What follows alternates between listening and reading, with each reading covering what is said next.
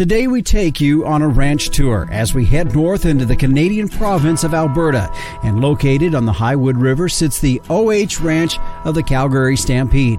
It's a working cattle ranch, but for the Calgary Stampede, it serves as a platform to tell the story of our ranching industry. I said, hey, we got to start telling our story and educating people on what we do and how well we do it. Manager Ken Pigeon and his wife Deb join me today as we get an inside look at the OH Ranch, from normal everyday ranch work to management practices and their relationship with the Nature Conservancy. We're not trying to sanitize anything. We've adapted a few practices, but like Ken said, a lot of stuff is still done traditionally. Join us for a tour of the Calgary Stampede's OH Ranch on this episode of the Working Ranch Radio Show.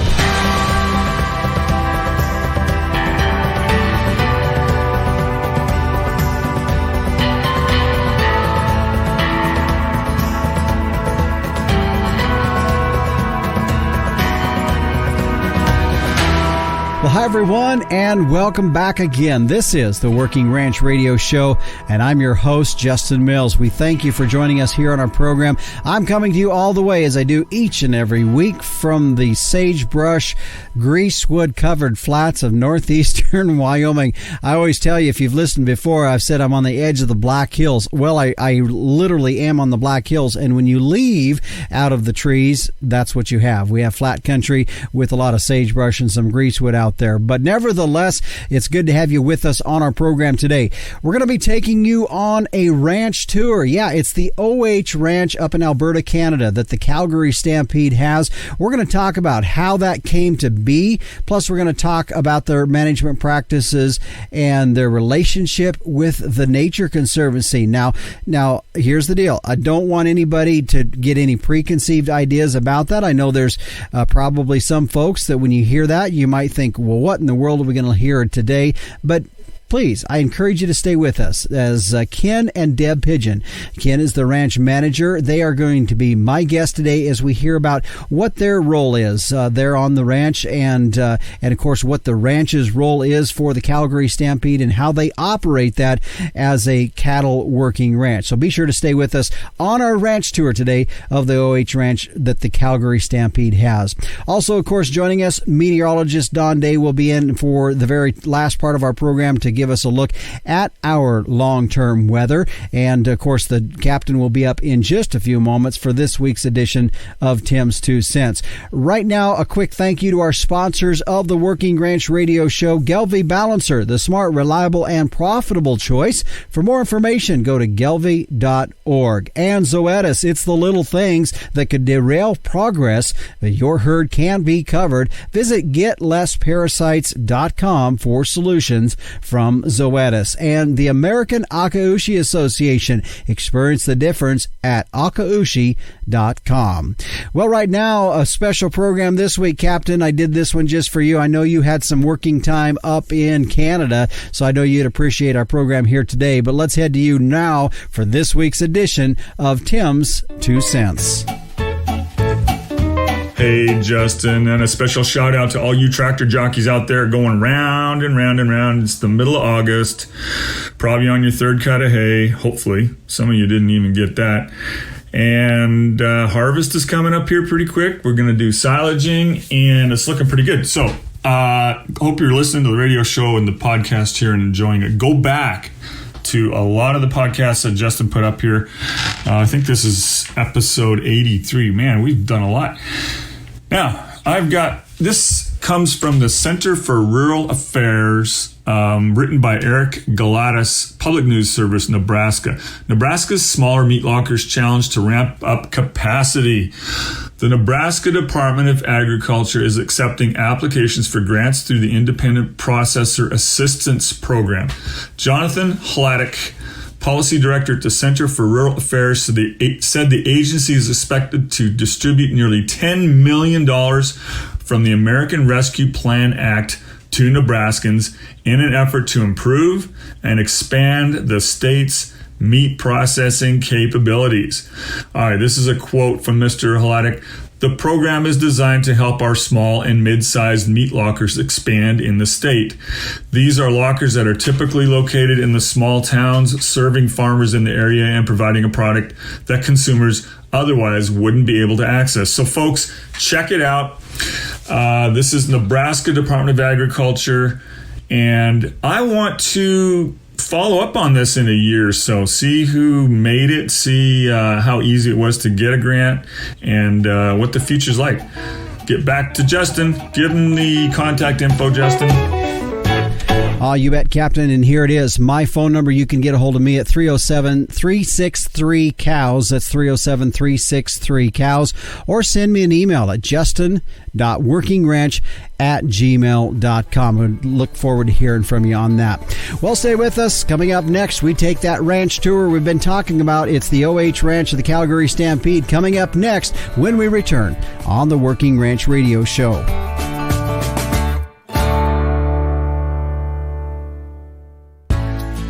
At the American Akaushi Association, we're more than prime. The American Akaushi Association was created to help ranchers be more profitable and find opportunities when using Akaushi genetics in their herd. We focus on market opportunities for our members and offer support from conception to consumer. When you choose Akaushi, you have a network right there with you. Experience the difference at akaushi.com. That's AKAUSHI.com. And we welcome you back here to the Working Ranch Radio Show. I'm Justin Mills as we head into our featured part of our program here today. A little bit different direction because we're going to go on a ranch tour. And if you joined us in the first segment, you heard me refer to it that way. And we're going to be touring the OH Ranch, which is, as I said earlier, owned and operated by the Calgary Stampede Foundation. Now, it was given to them back in 2012. And I'm not going to go into a lot of detail because I'm going to let our guests today give us more detail about the ranch. And our guests today are Ken and Deb Pigeon. Now, Ken is the ranch manager there of the OH Ranch for the Calgary Stampede, and Deb is the one that handles a lot of the paperwork. That's what Ken was telling me. So to both of you, thanks for joining us here on the program. And so, Ken, let's start first by giving us a little bit of a background here of the OH Ranch. Hi, folks. This is Ken Pigeon from the OH Ranch in Longview, Alberta, just southwest of Calgary, about an hour and 15 minutes. To give you a little history on the ranch. The ranch was first came in 1881 with two fellows named Orville Hawkins Smith and Lafayette French. If you take the O and the H from Orville Hawkins, you come up with the OH brand. They registered that brand in 1881. It was the 25th brand to be registered in Alberta at that time. And then it's one of the two oldest continuously used brands in the province. Okay. And then in 1883, them two boys, they got a little antsy to go look for gold. So they sold the property to the Ings brothers. And when the Ings brothers got here, the Highwood River, which flows through parts of the ranch, was flooding. And they had a little trouble crossing the river, and they kind of changed the name to the Rio Alto Ranch. And Rio Alto in Spanish means high water.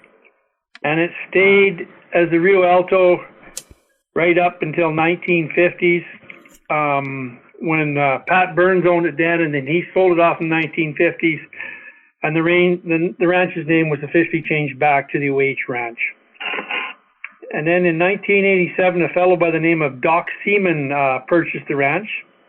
And he was kind of ahead of his time. He was kind of an environmentalist in ways, because the Canadian military was trying to purchase the ranch as a training ground. And Doc couldn't see that happening, so under his leadership, he bought the ranch. And under his leadership, he had a few things that he really wanted to focus on. One was conservation management. 2 was rest and rotational grazing. 3 was off-stream watering, get them out of the creek beds and out of the river. And then he also moved away from hay production and reseeded any hayland back to native grass. Wasn't totally successful of that stuff that he seeded.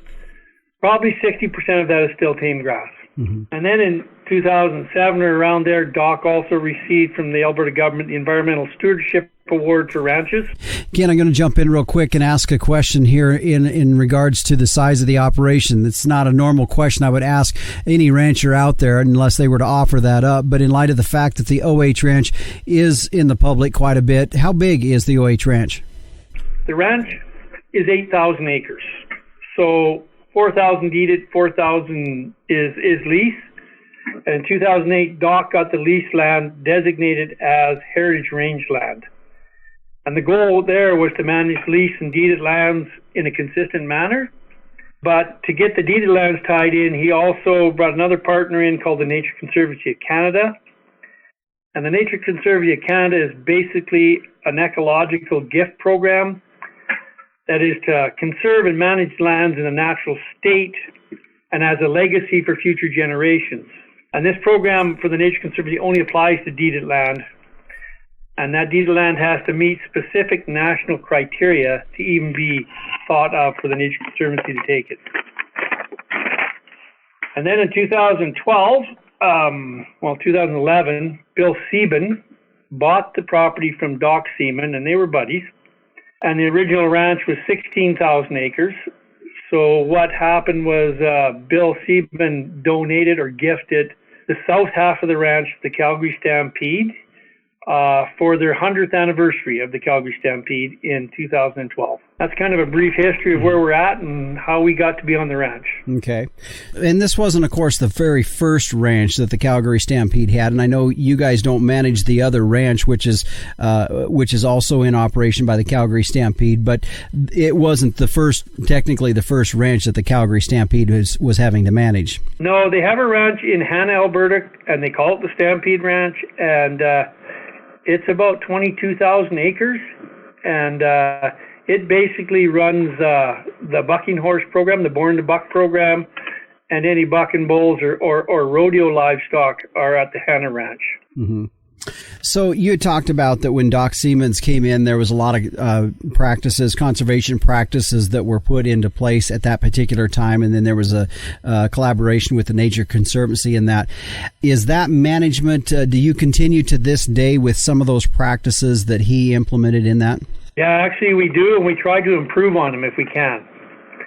So the Nature Conservancy is on the deeded land, and say we want to go develop a spring or do something that might disturb the ground, the native ground, we have to go and get an approval from the Nature Conservancy to do that. And that there's a certain amount of paperwork, hence DEB, that has to be done with that to get those approvals. Because it's considered an ecological gift, to the NCC, a lot of times your approvals come from Ottawa. Mm-hmm. Depending on your project that you're doing and the extent of it, if it's a brand new project and it's turning new ground, yeah, some of those projects do have to go all the way through Ottawa, like Ken said, for approval. Other times, if it's an existing unit or an existing project that we've got and it's just repairing, sometimes it can be done locally, but it's a little bit more in-depth, that's for sure, with paperwork and approval processes. Mm-hmm. That sounds very similar to what you guys are doing with what we hear down in the States with what we would call conservation easements, where somebody has sold off the developmental rights to a property and they're working with an entity that has that. And there was, of course, when that conservation easement was put together, it was done with a plan in place of here's what can be done or can't be done. How does that, as you said, there is some paperwork with that in all. I mean, are you able to, work it as a good, productive working ranch with some of that paperwork and all of the things that need to be done with the Nature Conservancy? Definitely. We work quite closely with the Nature Conservancy. They're a good partner, actually, and it works out really well for the most part, yes. I think for some smaller ranchers, it could be a little bit cumbersome, and certain projects, let's just say it's water development. Mm-hmm. It could be a little bit lengthy, waiting for approvals to come through. But as a general rule, they've been pretty good to work with, like Ken said, and they also provide funding for different projects as well. So it is a bit of a win-win situation And of course, the long-term legacy of that is literally preserving those lands for future generations. And of course, they're just designated for agricultural purposes. So there's no option to sell off any of the deeded land and maybe set up condos or something like that. Yeah. It's just not an option because that is, it's protected in perpetuity. Yeah. Well, I'm pretty sure, as you were commenting there in regards to your relationship and the work that you have to do with the Nature Conservancies, that we had a few ears perk up for listeners, because I know that's an entity that we're familiar with here in the United States as well. And not to make an opinion about them on one way or the other, I think really the issue in relation, as we talk about your working relationship with Nature Conservancies, is just the defensiveness that we in the ranching industry have a lot of times in these kind of agreements with these entities, whatever entity that may be, that is, quote, wanting to preserve the land, and hoping that is it a relationship that in the long run is not only going to preserve the land, but also going to preserve agriculture as well. And it sounds like your all's working relationship with them is doing that. Well, to a degree, yes. We're actually in a partnership to deal with this with NCC, the Tongue Creek Ranch, the ranch north of us, and the University of Saskatchewan on a study about brush encroachment on native grasslands. It's going to be a 3-year study because, as it is, we're probably in Alberta, we've lost 74% of native grasslands. So we're fighting to keep them. But there's a lot of regulations in place with the Alberta Environment and Parks on our lease land and with NCC sometimes that make it difficult to have a case to go to them and say, this is what's happening. So we're funding this study out of our own pocket, and we're going to hopefully have some answers so that when we go to these meetings, we have the right information to help us with the brush encroachment problem. Yeah. But with NCC being a partner in this program, that's a step forward for all of us as well. And so they see the challenges from our side as a working ranch. They present the challenges, on their end. And it's, so far, we're finding some pretty workable solutions. And they will be providing some funding as well, which is pretty awesome. And actually, we just had a tour group out here at the end of July, and it was through our local Foothills and Forage Grazing Association.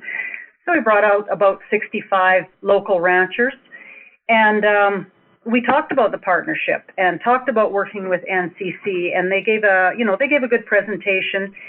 And we will see where this takes us. We're looking at it very positively. So, hopefully we can move ahead on things that might have been a bit of a deterrent or a bit of a stumbling block. You bet. Part of the study is also involves fire, as a way to stop brush encroachment. Yeah, you bet. And that, of course, is a big issue. There's no question about that. My guests today are Ken and Deb Pigeon. They are Ken is the ranch manager for the OH Ranch. Now, it is a property that was donated to the Calgary Stampede Foundation. They have been the sole managers of that ranch since it was donated in 2012.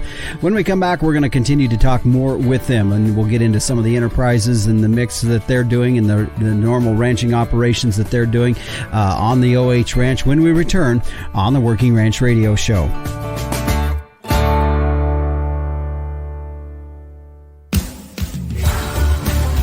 Every little thing is important to cattle producers, from daily chores to parasite control, just like protection is important to us. Based on approved labels, Valbicin suspension covers 25% more parasites and life stages than Safeguard. Visit getlessparasites.com for more solutions from Zoetis. Consult your veterinarian for assistance in the diagnosis, treatment, and control of parasitism. And we welcome you back here to the Working Ranch Radio Show. I'm Justin Mills. My guests today are Ken and Deb Pigeon with the OH Ranch. Now, that is a ranch that was donated to the Calgary Stampede back in 2012. And if you were listening in the first segment, you heard the history of where that ranch started clear back before even it was donated to the Calgary Stampede, and the long history of that as a working ranch from the very early times. Ken, let's get now into just the ranch. ranch, that some of the day-to-day stuff that you do, because I think when folks think of Calgary Stampede, they pretty much think of the event that takes place every summer, but also the phenomenal bucking stock that make up the Calgary Stampede, of their buck and string that they send down the road and they use for their own event. But there's also a real working ranch component, which is what you all do at the OH Ranch. So let's get into that from an enterprise mix and just what all is part of your ranch that you guys are managing on the OH Ranch for the Calgary Stampede. Basically, we're a cow-calf operation, and we've got 8,000 acres, but we only run about 300 head of cow-calf pairs. We have Angus cows, black and red, there's some Hereford influence in it, but we breed all our cows back to purebred black and Angus bulls. And then on top of that, the cow operation, we also usually in the summer, we summer grass about 50 head of young buck and horses for the Hannah Ranch. Our calves, we sell them annually on a video sale. We don't hold back any of our replacement heifers. We buy replacement heifers from a fellow that sold us part of the original herd in 2012. And it keeps our bloodlines and keeps everything good for us. And we're really happy with our partnership with him. We also are part of the Verified Beef Production Plus program. And that's basically an on-farm food safety with standards and regulations, traceability. The Plus was added in the last couple of years, and it's more to deal with now animal care, biosecurity, environmental stewardship, consumer confidence. Everything ranchers are fighting. One of the biggest fights we have is with consumer confidence. Mm-hmm. So we're trying to get our educational story out there so that people hear that their food is actually very safe and raised humanely. Now, with that as well, we also manage a cattle handling program and tracking program called Herd Tracks.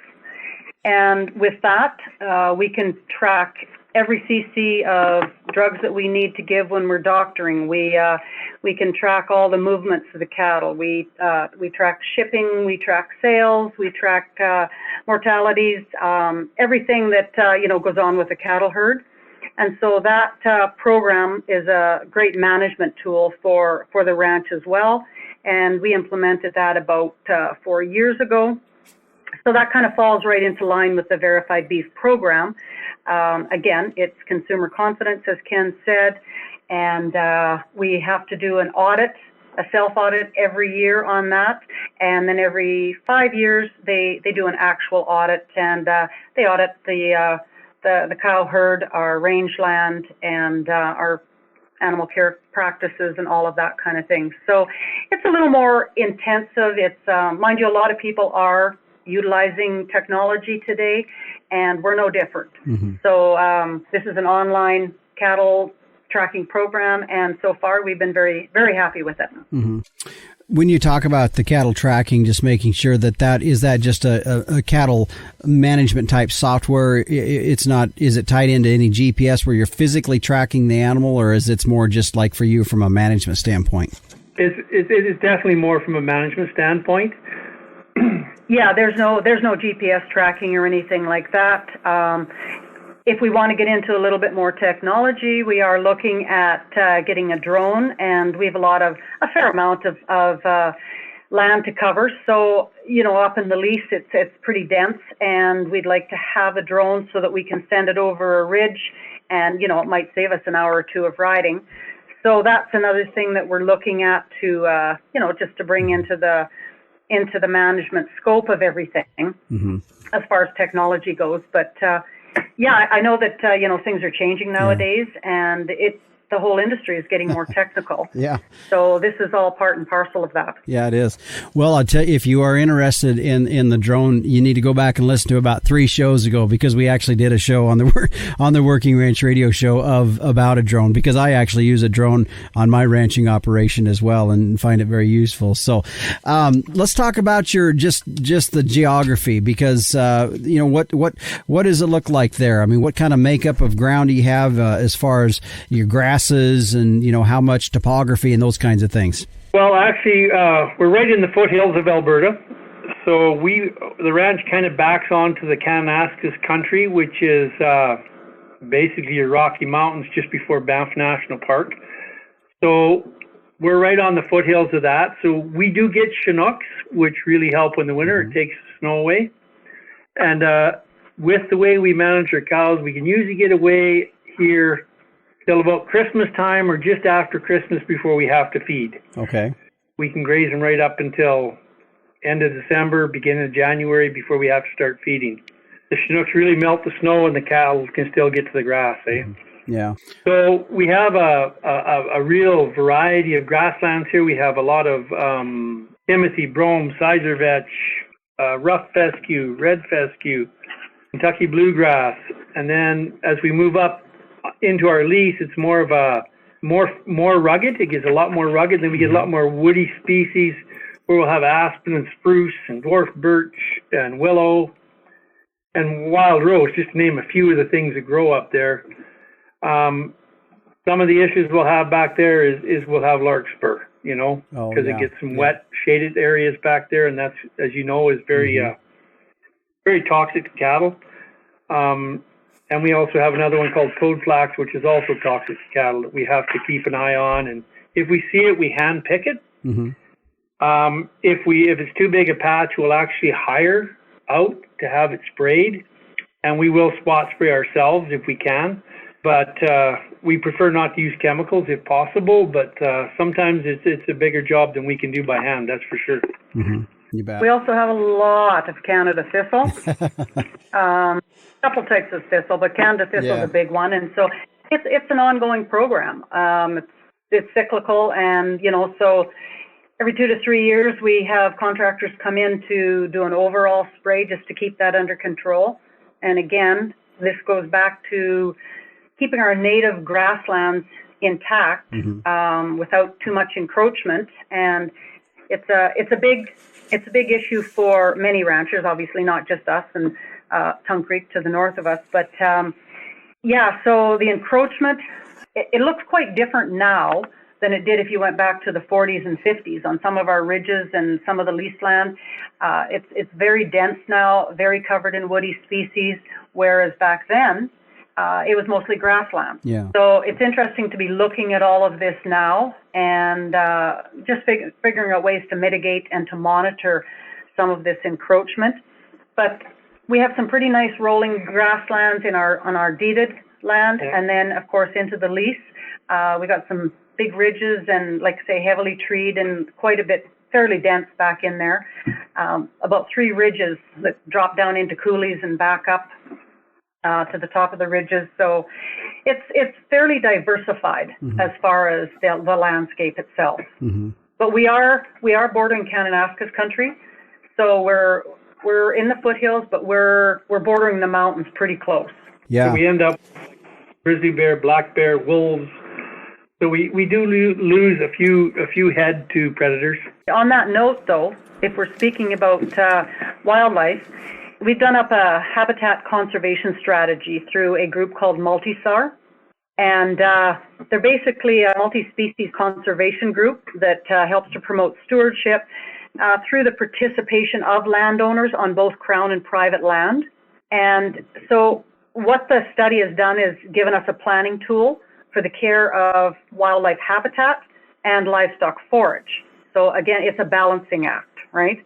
And the collaboration now at this point between ranchers and some of these agencies that are part of Multisar, it's resulted in the stewardship of about 382,000 acres just in southern Alberta. And they do mention that many species of habitat that are found in the Alberta grasslands, they exist because of positive practices by the ranching community. So that's fairly significant of what ranchers actually do. Yeah. What's your average precipitation? How much rain, snowfall do you have there? Well, this year we're short. We've had about 10 inches. But we're usually up there 14 to 16 inches of rain per year. And for some reason, because we're in these foothills, that's all it takes to really get the grass. Well, and I've also heard along those same lines is that the further north you get, the less you can actually get less precipitation. Jim Garish is a gentleman I've interviewed here and kind of a grazing expert to some across the country here, and he said that all along is that the further north you get, 14 to 16 inches down in Arizona or Texas may not get you what 14 and 16 inches could get you as you move further north. So I think you're right. I think when you talk about the size of ranch and the amount of production that you're getting off that, I'd say you're doing quite well. Yeah, we've done really well. We've been in kind of a drought situation the last couple of years, and this year was really bad. Our dugouts had dried up and everything, and then we got the miracle rain in June, and they all filled back up. Yeah, Mm-hmm. And we usually use solar pumps in the dugouts and pump them out to troughs to the cows. And we were pretty worried. We were talking about having to pump water out of the Highwood River to make fill these dugouts again. Huh.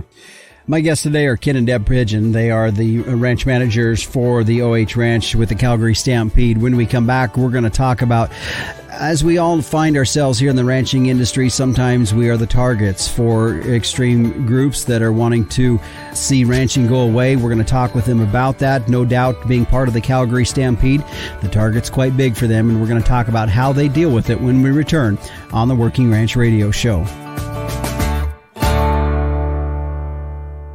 For commercial cow-calf producers, crossbreeding with Gelbvieh Balancer is the smart, reliable, and profitable choice. Gelbvieh Balancer females offer maternal superiority through increased fertility, greater longevity, and more pounds of calf weaned per cow exposed. In the feed yard, Balancer cattle can offer increased performance, improved feed efficiency, and have excellent carcass merit.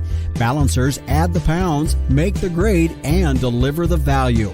Gelbvieh Balancer, the smart, reliable, and profitable choice. For more information, go to gelbvieh.org.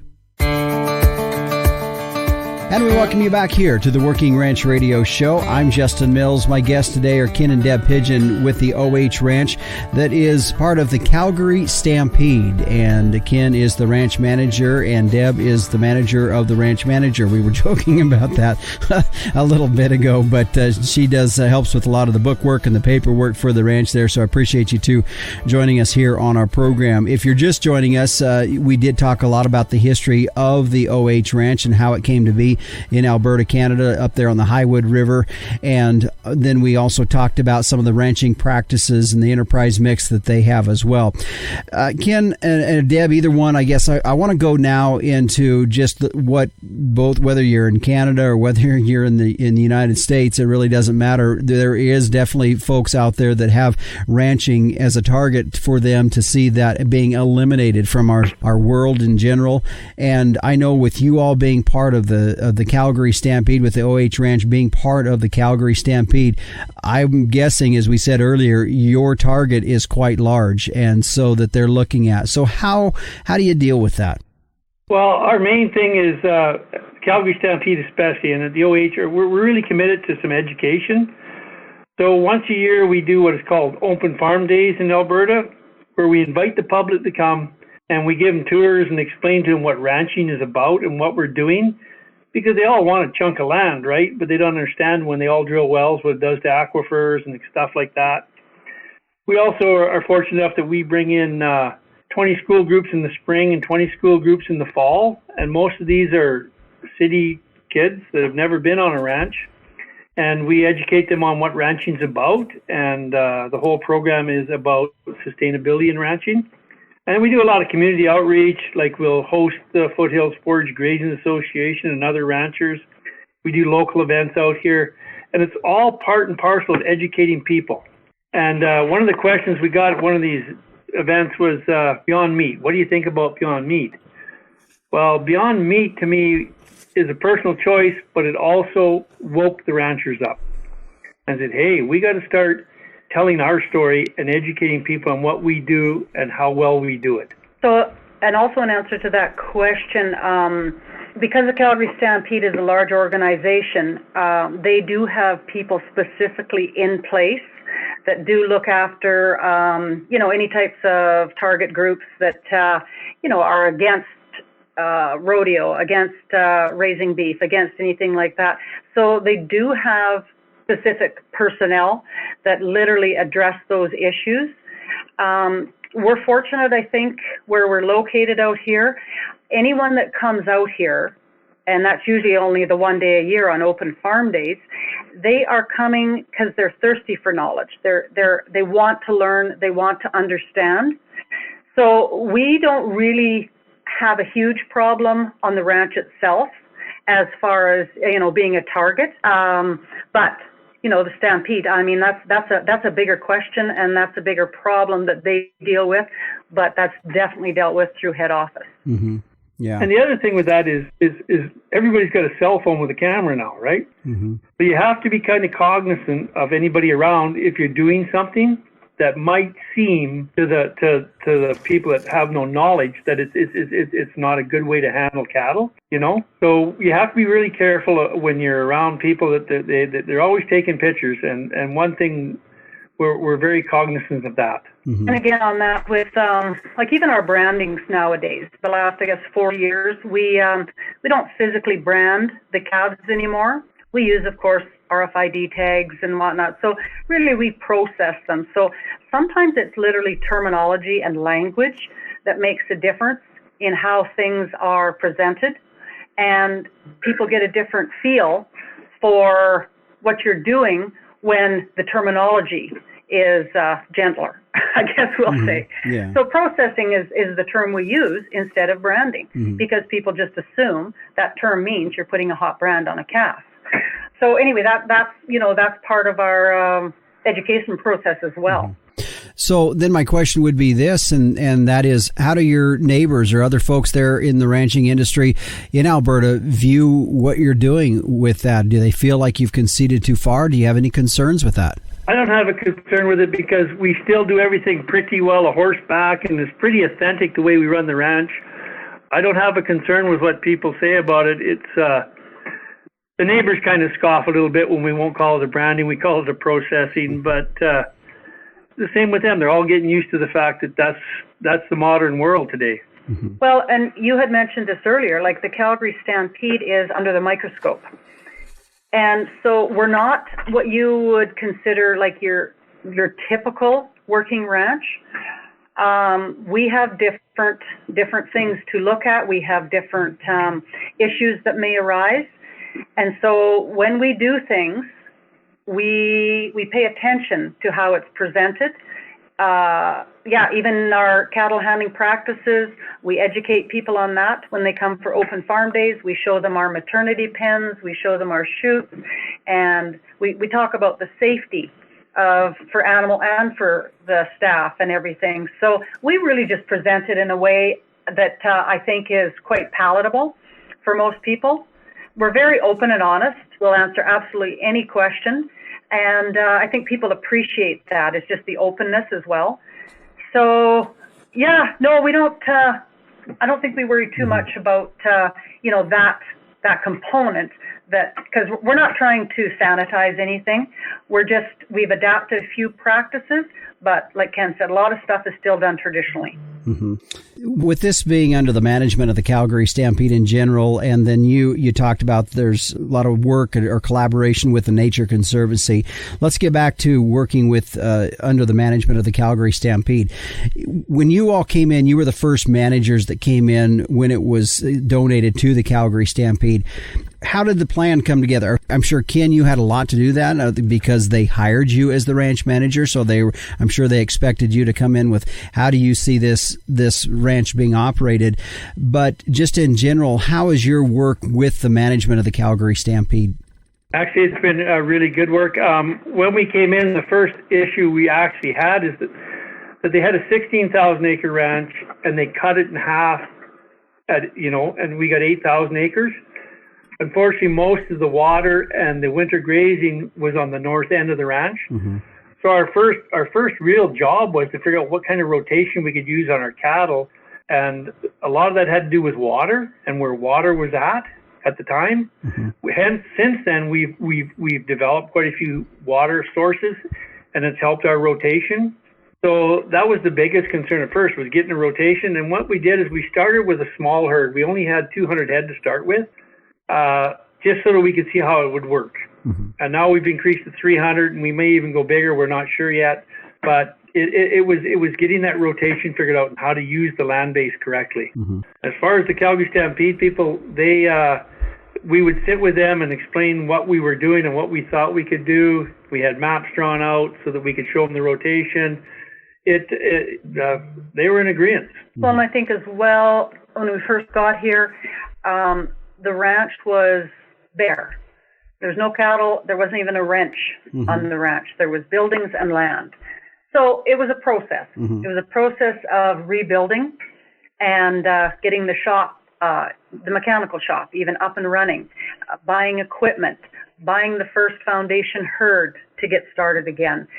So that took a little bit of preparation and time, and that was a combined effort between Calgary Stampede management staff and Ken as well here. So, that took up a couple of years, just getting all that in place. And then we've done a lot of infrastructure improvements as well over the last 10 years. So, they provide an operating budget and a capital budget, and we've both got a Parks Canada background. We had been at the Bayou Ranch National Historic Site for 13 years. And so just had a good background in, number one, paperwork, government. Yeah. and even with, infrastructure and projects and all that kind of stuff. So I think that helped with the transition of getting the ranch up and running again. Yeah. Like Deb was saying earlier, it's not your typical ranch. So we have to sit down and always have a 5-year capital plan in place. Always got to be planning ahead of time. It's almost like always got to have a shelf-ready project that you can take to Stampede in case there's extra money to do something with, And we're always looking at outside funding sources as well. Every rancher does, which is great. There's all kinds of programs to help ranchers and farmers. So, we utilize all of that as well. So, there's a lot of administrative work as well, as well as working the cattle. But one thing just to make note of with this ranch is that on top of that, we also do quite a few internal Stampede events here. So you wouldn't see that on a regular working ranch. Like we'll have a large president's event that might have 500 people here. We'll have, Ken mentioned, the school groups. We'll have sponsorship rides out here. So we guide rides and, they'll do a luncheon and we do a lot of PR work out here as well as part of the Stampede program. So it's a little different, again, than your typical working ranch. Yeah. Well, it sounds like you guys have your hands quite full between just the ranch work in general, plus all the paperwork and then all of the other elements that go along with working with the Calgary Stampede. So, Ken and Deb, I sure appreciate you guys taking the time out of your afternoon here to join me here on the Working Ranch Radio Show. Well, thanks very much for having us. We've enjoyed it. Yes, thank you. Ken and Deb Pigeon are my guests today. Ken is the ranch manager for the OH Ranch that's owned by the Calgary Stampede Foundation. Deb, his wife, working alongside of him, handling a lot of the paperwork as they share the duties there with a lot of activity going on there on a ranch that not only has to operate as a working ranch, but also a showcase to agriculture. And I guess before we completely head out from this segment, I want to share a few personal comments regarding this because I really do appreciate Ken and Deb's passion in taking on this role of managing a ranch that is in the public eye. And I think that is the component that you really need to understand and keep in mind as you listen to some of the things that they're having to do or that they do. Not very many of our ranches have quite the microscope over them as much as probably they do. And when it comes down to some of the things that I pulled out of it is they are doing practices on that ranch that really most ranches in this country need to be doing in some form or fashion. To the degree that you choose to do it, you may not need to or have to. But the thinking behind that and understanding that if we're going to have a ranching industry maybe in 30, 40, 50, 70, 100 years down the road, there may be things that we will have to consider changing. And I believe that if we were to completely turn our backs on never changing anything, that will be the death of our industry. And so, again, I appreciate Ken and Deb sharing with us from their perspective, from their ranching operation, just how they deal with it. And I think it was for me, and I hope for you, it was interesting to hear that perspective and know that maybe there's some things that we should consider as we strive to see our ranching industry have a sustainable future. Well, stay with us. We're going to head into our weather next as meteorologist Don Day joins us with a look at our long-term weather. We'll be back on the Working Ranch Radio Show after this. Do you have a young child, grandchild, niece, or nephew that loves the weather and wants to learn more? Day Weather has produced a children's weather journal full of weather facts, fun weather experiments, coloring pages, and pages to record weather observations for every season of the year. The weather journal is for ages 3 to 7 and designed to be fun and educational. The interactive weather projects are fun for the whole family to take part in. For only $10, the Day Weather Journal is a great gift idea for any occasion. Click on our Amazon link to order at dayweather.com. And we welcome you back here to the Working Ranch Radio Show as we turn now to a look at our long-term weather. Joining us, as he always does, is meteorologist Don Day. And Don, we're seeing some good moisture now across the southern plains into Texas, Oklahoma, but just in general, you're thinking that the worst is behind us when it comes to these extreme hot temperatures. Yeah, while we're still going to have some days that are going to be hot, the long string of 5, 6, 7, 10 days of real hot weather that a lot of the central and the southern plains has endured this summer, don't see that anymore. The pattern's getting a little more active. The jet stream is taking a few more forays out of Canada and into the lower 48 states. And we're also going to see a lot of subtropical moisture get kind of bottled up across the southern part of the United States. And this would go basically from Arizona to New Mexico to across Texas, parts of Oklahoma, into the Gulf Coast region. So a lot of Texas is going to see the most rain they've seen all summer season here over the next couple of weeks. That will act as kind of an air conditioner to cool things off a little bit. And we see systems moving into the upper Midwest and Corn Belt and into the Great Lakes. And these systems will bring slightly cooler temperatures at times and more rain chances. So this is going to kind of throttle summer heat back. We still will have some heat into the Pacific Northwest, the interior West, but not nearly the widespread heat we saw for most of June and July and early August. Mm-hmm. So real quick, as we're talking about seeing that moisture down into the southern plains area, let's stay kind of in that typical or geography area. And you're also saying we could start to now see a little bit more tropical storm activity.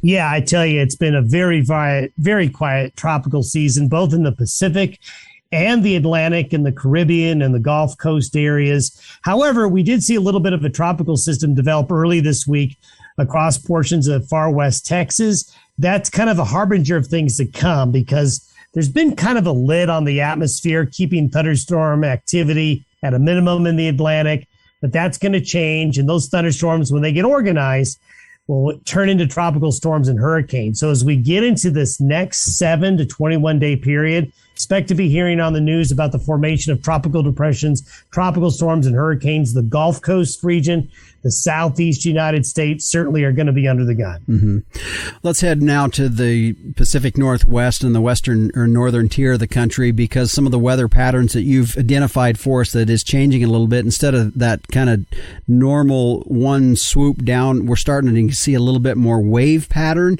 coming out of Alaska and up in the northern country, which is indicative of what we're going to be seeing for weather here in the next 10 to 15, 20 days. Yeah, for sure. It really does look like we're going to see a couple of frontal systems right at the end of this month and into early September that will get into the Pacific Northwest and into the northern Rockies and northern plains that will really bring some first little tastes of fall. Nothing dramatic as it looks right now, but we are definitely seeing things in the northern latitudes get colder and more busy. Busy meaning more fronts, more low pressure systems. So that does show us that as we get to the end of August into early September, we're going to have a couple of shots of some cooler weather come into those northern areas. Now, I heard you say that on your podcast a week or so ago that we could see some colder weather coming in. When you say that, give me an idea. How much, are we talking freeze type temperatures, or are we just saying cooler than 90 degrees what we've had? Well, certainly, I don't see an early freeze headed into the Northern Plains or the Corn Belt or anything like that between now and early September. But what I do see are some days of being 15, 25 degree temperatures below average. So that means some days that may only be in the 60s and some 40s at night. Some of those higher mountain valleys of Montana and Wyoming and Alberta, you're going to start seeing some 30s for overnight low temperatures in those areas. And the thing to remember, too, is that with the shorter days and these frontal systems bringing in drier air, that drier air mass that comes out of Western Canada at times can make those nighttime temperatures quite a bit cooler as well. And that's one reason why we just see the worst of the heat for the summer coming to an end because of these systems. You bet. All right. Well, that gives us a good idea. Good news for folks down in the southern plains in terms of the moisture, and that they've already had some this last weekend or this weekend. But we don't want to see too much activity on the tropical front. But good news for them, and some good news for folks at least cooling down here. Yeah, I think everyone's ready for that. You bet. All right. Well, thanks for joining us here on our program today. Thanks for having me. And again, that was meteorologist Don Day with a look at our long-term weather. His website, dayweather.com. And that's a good spot to go and find his daily video podcast through there. Also, you can search on YouTube as well. And he does a great job throughout the week of identifying things that are indicators of what maybe our long-term weather is going to look like across the country. So check it out. Every Monday through Friday morning, dayweather.com is the site you can find Don Day's Weather Podcast. Well, stay with us. When we come back, we'll put a wrap on this week's episode when we return on the Working Ranch Radio Show. Living in the country means working in the country, and that calls for a tough tractor. Well, Bobcat has 15 models in its compact tractor lineup from 21 to 58 horsepower. With the help of your local Bobcat dealer, you'll find a perfect match for your property and to-do list. Get a look at all the different models at bobcat.com, and while you're there, use the Build and Quote tool to design your ideal machine. Get yourself one tough tractor from one tough animal. Bobcat. Visit bobcat.com. Well, before we shut the barn doors on this episode of the Working Ranch Magazine, have you seen the new redesigned website of Working Ranch Magazine? I'll tell you what, if you have not been there in a while, check it out, workingranchmag.com. Not only can you get subscribed to Working Ranch Magazine, if you're not a subscriber, get started. The next issue has been to print. It's going to be heading out here shortly. You can get subscribed there. Also, you can see a list of some of the recent podcasts, a link to get to our podcast site as well.